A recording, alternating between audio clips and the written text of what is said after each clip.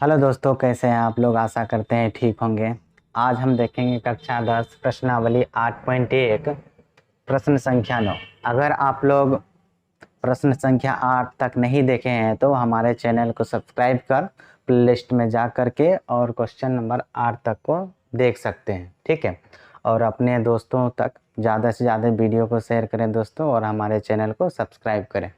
चलिए आज हम देखते हैं प्रश्न संख्या 9, जो कह रहा है कि त्रिभुज ABC में जिसका बी कोण समकोण है, ठीक है। यदि tan A बराबर 1/√3 तो निम्नलिखित के मान ज्ञात करें। मतलब हमको जो पता करना है sin A इंटू, यहाँ पर कोई चिन्ह नहीं है तो मतलब ये इंटू है, मतलब गुना में, into cos C plus cos A into sin C। ये पहला सवाल है। इसमें दूसरा सवाल कहता है कि cos A into cos C, मतलब ये दोनों चीज़ आपस में गुना है, मतलब cos A का वैल्यू और cos C का वैल्यू रख देंगे, माइनस उसमें से माइनस करना है sin A का वैल्यू, यहाँ पर इंटू होगा दोस्तों, ठीक है। sin C हो जाएगा, ये sin C, ठीक। यही सवाल है, तो इसको हमको हल करना है। तो इस सवाल को हल करने के लिए हमको करना क्या होगा, सबसे पहले हम एक समकोण त्रिभुज बनाएंगे। तो समकोण त्रिभुज में यह कह दिया है कि बी कोण समकोण होना चाहिए। तो एक त्रिभुज बना लेते हैं हम रफ में, ठीक है, यहाँ पर, और उसके सहारे समझते हैं। तो चलते हैं इसका हल देखते हैं, ठीक है। हल यहाँ पर हम एक त्रिभुज बना लेते हैं, ठीक है। अब यहाँ बोला है बी कोण समकोण है, मतलब ये वाला जो कोण है 90 डिग्री, ठीक है। उसके बाद ए बी आप कहीं भी लिख सकते हैं, ये यहाँ लिख लेते ए बी और ये सी हो गया। उसके बाद यहाँ पर जो हमको दिया गया है, क्या दिया है कि tan A, क्या दिया गया है लिख लेते हैं,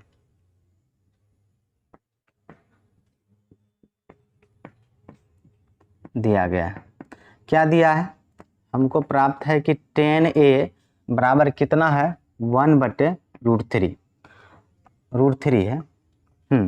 अब ये बताइए कि tan A का जो फॉर्मूला होता है समकोण त्रिभुज के लिए क्या होता है। उसके लिए हमने आपको एक टेबल याद कराया था, जो कुछ इस तरह का था, याद कीजिएगा आप। लाला आम लाया कच्चे कच्चे आम, यानी लाला आम लाया कच्चे कच्चे आम। ये जो टेबल होता था, ये साइन का होता था, ये कॉस का होता था, ये टेन का होता था। नीचे उसका उल्टा चलता था, साइन को उल्टा होता है कोसेक, और कॉस को उल्टा हो जाता है सेक, और टेन का उल्टा हो जाता है कॉट, ठीक है। अब देखिए हमको टेन का जो फॉर्मूला देखना है क्या होता है। तो टेन का फॉर्मूला होता है एल का मतलब हो गया लंब और एक मतलब हो गया आधार। तो लंब बटे आधार, टेन का फॉर्मूला क्या होता है लंब बटे आधार। ये जो tan A का वैल्यू है 1/3, ये किसके बराबर होगा, ये हमारा लंब बटे आधार के बराबर होगा, ठीक है, लंब बटे आधार।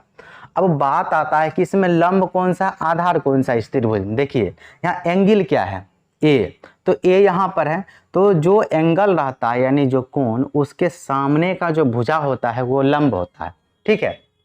और उसमें जो सबसे बड़ा भुजा होता है कर्ण, और ये वाला जो भुजा है नीचे ये आधार हो गया। तो जब ये लंब हो गया तो ये आधार हुआ, ये कर्ण हुआ, तो ये लंब क्या हो गया। तो यहाँ पर सबसे पहले लंब आता है, लंब के जगह लंब के सामने क्या है एक, तो यहाँ पर इस त्रिभुज में लंब एक हो गया। अब नीचे क्या है आधार, तो आधार कितना होता है, तो आधार कितना हो गया √3, तो ये हुआ आधार, तो ये वाला भुजा हो गया हमारा √3। ऐसा हम इसलिए कर रहे हैं क्योंकि हमको साइन ए और cos C चाहिए। तो सबसे पहले समकोण त्रिभुज बना करके उसमें वैल्यू रख के कर्ण भी पता कर लेंगे, और साइन ए का वैल्यू होता है लंब बटे कर्ण, वो निकालेंगे, cos से भी निकालेंगे, cos A निकालेंगे, साइन से निकालेंगे, फिर वापस में गुना उना करके जोड़ लेंगे, और इसमें घटा उठा करके जोड़ घटा करके जो भी है गुना उना करके घटा लेंगे, हो जाएगा। तो इस सवाल को बनाने के लिए हमको सबसे पहले साइन ए cos C और cos A sin C चाहिए, ठीक है। और इसको बनाने के लिए cos A cos C चाहिए और sin A sin C चाहिए। तो सबसे पहले अगर हमको साइन ए निकालना है तो साइन ए का फॉर्मूला होता है लंब बटे कर्ण। देखिए साइन का जो फॉर्मूला होता है लंब बटे कर्ण, तो लंब तो चाहिए, तो यहाँ एंगल ए लिखा है, तो ए के पास गए तो लंब तो ठीक है, इसके सामने वाला भुजा होता है लंब, तो ठीक है, बटे कर्ण, तो कर्ण तो है ही नहीं, इसीलिए हम पहले पाइथागोरस प्रमेय की सहायता से कर्ण पता करेंगे। ठीक है, चलिए अब चलते हैं समकोण त्रिभुज में कर्ण पता करते हैं। यहाँ लिखेंगे अब कि समकोण त्रिभुज एबीसी में, ठीक है, तो हमको क्या पता है, जो भुजा पता है ये BC, तो BC कितना पता है, BC बराबर 1 AB, तो AB बराबर हो गया हमारा √3, और AC पता करना यानी कर्ण, AC हमको नहीं पता है, तो AC पता करना, ये नहीं पता है, तो हम क्या करेंगे, इसमें पाइथागोरस प्रमेय का हम यूज करेंगे। ठीक है, अब चलिए यहाँ देखते हैं, अब लिखेंगे क्या कि समकोण त्रिभुज ABC में पाइथागोरस प्रमेय से, पाइथागोरस प्रमेय से अब इसका यूज करते हैं। ठीक है, अब पाइथागोरस प्रमेय क्या होता है, ये होता है हमारा कर्ण स्क्वायर, क्या होता है, कर्ण स्क्वायर बराबर लंब स्क्वायर प्लस आधार स्क्वायर। ठीक है, आधार को शॉर्ट में इस तरह से लिखते हैं। ठीक है, तो बात आता है कि कर्ण कौन सा होता है, तो सबसे बड़ा भुजा है AC, तो ये हो गया कर्ण हमारा, तो ये हो गया हमारा AC का स्क्वायर, कर्ण स्क्वायर बराबर लंब, तो ये जो BC भुजा है ये लंब हुआ। ठीक है, जिस पर 90 डिग्री कोण बन रहा है, तो BC स्क्वायर प्लस आधार, आधार जिस पर त्रिभुज खड़ा है AB, तो AB हमारा ये क्या हो गया आधार। अब इसका वैल्यू आप चित्र से रखिए या यहाँ जो लिखे है वहाँ से रखिए। देखिए AC पता नहीं है, तो AC को हम AC छोड़ देते हैं बराबर BC, तो BC कितना है 1, तो 1 का स्क्वायर हो जाएगा, प्लस AB, तो AB कितना है √3, तो √3 का स्क्वायर करेंगे। ठीक है, अब चलिए आगे चलते हैं, तो AC का स्क्वायर बराबर हो गया हमारा यहाँ पर 1 का स्क्वायर 1 प्लस √3, तो किसी चीज़ पर स्क्वायर होता है तो अगर आपको नहीं समझ में आता है तो उसको 2 बार गुना करते हैं, जैसे पावर 2 है तो 2 बार, पावर 3 है, यहाँ 3 होगा दोस्तों, 3 है, तो इसको जब गुना करेंगे √3 को √3 से गुना करेंगे, ये 3 हो जाएगा। ठीक है, जब रूट में कोई संख्या रहे और उस पर स्क्वायर रहे, ठीक है, नहीं वर्ग रहे, तो वो संख्या ही सिर्फ बाहर आता है, रूट खत्म हो जाता है। √3 को 3 से गुना किए √3, इसको इस तरह से लिख सकते हैं। अब देखिए, जब रूट के अंदर 2 संख्या होता है तो एक ठो बाहर आता है, ये इस तरह से निकल करके आएगा। ठीक है, तो यहाँ पर आ जाएगा आपका 3। ठीक, चलिए आगे देखते हैं। अब ये हमारा हो गया यहाँ पर AC स्क्वायर बराबर 3 1 4 दोनों को जोड़ लिए। अब सिर्फ AC चाहिए, AC स्क्वायर नहीं चाहिए, तो स्क्वायर को बराबर कुछ पार ले जाएंगे। जब स्क्वायर बराबर कुछ पार जाएगा, इस पर वर्ग लग जाएगा, यानी वर्गमूल चलेगा। जब भी स्क्वायर बराबर कुछ पार जाएगा तो वो वर्गमूल में बदलेगा, और 4 का वर्गमूल कितना होता है 2, तो AC बराबर हमारा कितना हो गया 2। तब यहाँ पर इस पिक्चर में हम क्या लिखेंगे 2। ठीक है, अब चलिए देखते हैं, अगर इस सवाल को बनाना है सबसे पहले हमको साइन A और cos C चाहिए, तो साइन A निकालते हैं, तो इसलिए यहाँ से निकाल लेते हैं हम। तो सबसे पहले हम निकालेंगे साइन A। ठीक है, तो साइन A का फॉर्मूला क्या होता है, चलिए यहाँ देखते हैं। तो साइन का फॉर्मूला आता है लंब बटे कर्ण, क्या होता है लंब बटे कर्ण। तो लंब, यहाँ देखिए एंगल क्या है A, तो एक इस जो एंगल है उसके सामने का भुजा क्या होता है लंब, तो ये हो गया लंब, और ये क्या हो गया कर्ण, सबसे बड़ी भुजा। तो साइन A का जो फॉर्मूला होता है हमारा लंब बटे कर्ण। ठीक है, जो कितना हो गया, लंब कितना है, इसके सामने वाला भुजा लंब, तो 1 1, कर्ण कितना हो गया, सबसे बड़ी भुजा AC ये, और ये आधार है तो ये कर्ण हुआ, AC कितना हो गया ये 2, 1/2। अब साइन A निकल गया, साइन का और देख लेते हैं, साइन C भी कह रहा है, तो साइन C भी एक ही बार निकाल लेते हैं, तो साइन C निकाल लेते हैं, साइन C। अब एंगल देखिए क्या है C, तो इस बार चलेंगे C के पास, वहां से देखेंगे तो फॉर्मूला वही रहेगा सेम, तो यहाँ पर लिखा, यहाँ नहीं लिखते हैं, डायरेक्ट लिख देते हैं।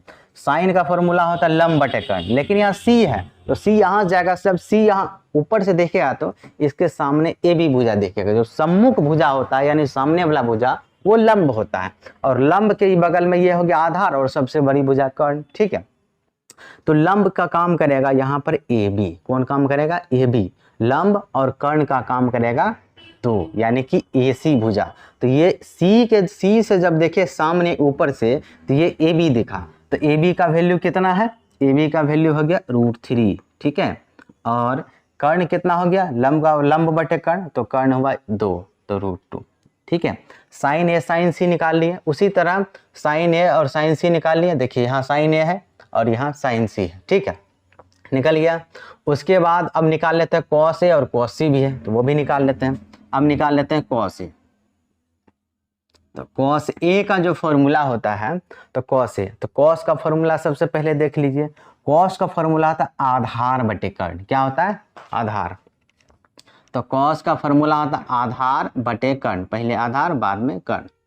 चलिए देखते हैं। एंगल ए है, तो ए के सामने वाला भुजा हो गया लंब, इस एंगल के सामने वाला भुजा लंब। लंब को छोड़ दिए तो ये हुआ आधार ए बी और ये हुआ कर्ण। तो आधार का काम क्या कर रहा है? A B. तो ए बी का वैल्यू कितना है? √3। तो आधार कितना हो गया हमारा? √3 अब बटे कर्ण। तो कर्ण कितना हो गया? ए सी। तो ए सी का वैल्यू कितना है? ए सी जो भुजा है वो है 2, तो लंब बटे कर्ण √3/2 हो गया। कॉस ए है, अब देखिए कॉस सी का भी जरूरत पड़ेगा यहाँ, तो कॉस सी भी निकाल लेते हैं। मतलब जिस चीज का जरूरत है सब एक बार निकाल लेते हैं, उसके बाद उसमें बैठाते चले जाएंगे। ठीक है, कॉस ए का जरूरत है, जैसे कॉस ए यहाँ चाहिए तो कॉस ए निकालिए। अब कॉस सी भी तो चाहिए, कॉस सी इसमें भी जरूरत पड़ रहा है। ठीक है, तो कॉस सी निकाल लेते हैं। तो हमारा जो कॉस सी का फॉर्मूला होता है यही, कॉस का फॉर्मूला वही होगा, सिर्फ एंगल है उसको देखना है। तो कॉस का भी फॉर्मूला आधार बटे कर्ण रह जाएगा।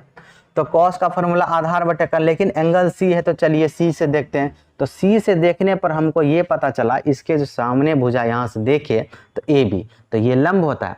जो सम्मुख भुजा होगा जो एंगल के सामने, वो हमेशा लंब होगा। तो सी का सम्मुख भुजा ए बी, तो ए बी हो गया लंब और ये हुआ आधार और ए सी हुआ कर्ण, तो ये यहाँ से कर्ण हुआ। हमको चाहिए आधार, तो आधार का काम करेगा बी सी। तो बी सी का वैल्यू कितना हो गया? 1 अब बटे, और ये क्या हो गया? कर्ण कितना हो गया? ए सी का वैल्यू हो गया 1/2। ठीक है, अब टोटल हमने निकाल लिया। ठीक है, अब हम क्या करेंगे, इसमें से पहला सवाल को देखते हैं। तो हमारा जो पहला सवाल है वो चलिए देखते हैं इसको। Sine A into cos C, पहला सवाल है हमारा sine A into cos C plus cos A into sine C. देखिए इन दोनों के बीच में कोई चिन्ह नहीं है, तो मतलब साइन ए कॉस सी से गुणाम है और प्लस है तो प्लस कॉस ए साइन सी से गुणाम है। अब हमने सबका मान पहले से निकाल के रखा है। देखिए साइन ए, तो साइन ए, यहाँ साइन ए किसके बराबर है? 1/2। यहाँ देखिए साइन ए 1/2, तो यहाँ पर 1/2 इन दोनों के बीच गुना है, तो गुना कॉस सी। देखिए कॉस ए भी है कॉस सी भी है, लेकिन वहाँ कॉस सी चाहिए। कॉस सी कितना है? 1/2, इसको भी 1/2 दे दिए बराबर। अब कहा कॉस ए, तो कॉस ए देखिए कॉस ए का वैल्यू कितना है? √3/2। तो यहाँ पर हम डालेंगे √3/2 गुना, ये दोनों आपस में गुना, इसका वैल्यू और इसका वैल्यू, इसका वैल्यू गुना हो जाएगा। साइन सी का वैल्यू हो गया √3/2 हो गया। अब इसको हल कर लेते हैं। ये गुना है, ऊपर का ऊपर से गुना, 1 को 1 से गुना के 1 और 2 को 2 से गुना, 2 दूनी 4। ठीक है, यहाँ दोस्तों प्लस लगेगा, बराबर नहीं। ठीक है, प्लस अब √3 को √3 से गुना किए तो 3, जब दो संख्या रूट वाला गुना मरे सेम तो एक संख्या पूरा बाहर आएगा रूट से निकल करके, √3 गुना √3, तो ये पूरा 3 बन जाएगा। ठीक है, और 2 दूनी 4। अब ये भिन्न का जोड़ हो गया, आप कर लीजिए नीचे नीचे एक एलसीएम, 4 4 का एलसीएम 4 हो गया, ऊपर में 1 होगा और नीचे 3 हो गया। ठीक है, और ये हमारा हो गया 3 1 4, ऊपर में जोड़ के नीचे बीचे 4 से 4 में कट गया तो 1 हो गया। कितना हो गया? 1। ये पहला सवाल का आंसर हुआ। ठीक है, अब इसमें हम दूसरा सवाल देख लेते हैं। दूसरा जो सवाल है हमारा, दूसरा सवाल है cos A into cos C minus sign A into sine सी हो गया। यही मेरा दूसरा सवाल है। ठीक है, चलिए दूसरा सवाल को देखते हैं। इसमें भी कुछ नहीं, वैल्यू रखना और बनाना है। कॉस ए का वैल्यू देखते हैं। कॉस ए, यहाँ कॉस ए भी है कॉस सी भी, लेकिन हमको चाहिए कॉस ए का वैल्यू √3/2। तो कॉस ए का वैल्यू कितना हो जाएगा, √3/2 गुना, ये दोनों आपस में गुना में है, कोई चिन्ह नहीं है। तो कॉस ए का वैल्यू कॉस सी से गुना है, तो कॉस सी का वैल्यू देख लेते हैं 1/2। 1/2, बीच में यहाँ माइनस है, माइनस लगा देंगे। साइन ए, तो साइन ए का जो वैल्यू है देखिए, साइन ए का वैल्यू 1/2, तो यहाँ पर हम 1/2 लेंगे गुना साइन सी। तो साइन सी का वैल्यू कितना है, √3/2, तो √3/2 कर देंगे, हो गया। अब देखिए ऊपर का ऊपर, √3 को 1 से गुना किए, 1 को जिस संख्या से गुना करिएगा वही संख्या होगा, लेकिन 1 नहीं होगा, ठीक है। तो 1, ये √3 हो गया, नीचे 2 दूनी के 4, माइनस ऊपर में हो गया √3 गुना 1, √3, और नीचे 2 दूनी 4, ऊपर को ऊपर से गुना कर ले, नीचे को नीचे से। अब इन दोनों के एलसीएम ले लेते हैं आगे यहाँ पर, ठीक है। तो 4 और 4 का एलसीएम हो गया 4, चूंकि ये भिन्न का घटा हो गया, ठीक है। तो 4 और 4 का एलसीएम हो गया 4 हमारा, तो यहाँ पर हम 4 लिखेंगे, ठीक है, बराबर लगा देते हैं। जब नीचे का एलसीएम समान रहे तो ऊपर भी समान, यहाँ भी √3 और यहाँ भी √3, तो ये हो गया हमारा √3 माइनस के √3 हो गया। जब सेम चीज में सेम चीज घटाइए तो क्या बचता है, 0, क्या बचेगा, 0। √3 में से √3 को घटाए तो क्या बच गया, 0, तो ये हो गया 0/4, मतलब 4, 0/4 का मतलब हो गया आपका 0, कितना हो गया, 0। जब ऊपर 0 रहे, नीचे कोई संख्या रहे, तो 4 से 0 हम भाग दीजिएगा, 0 आएगा, ठीक है। तो ये हमारा क्या होगा, 0 इसका आंसर, ठीक है।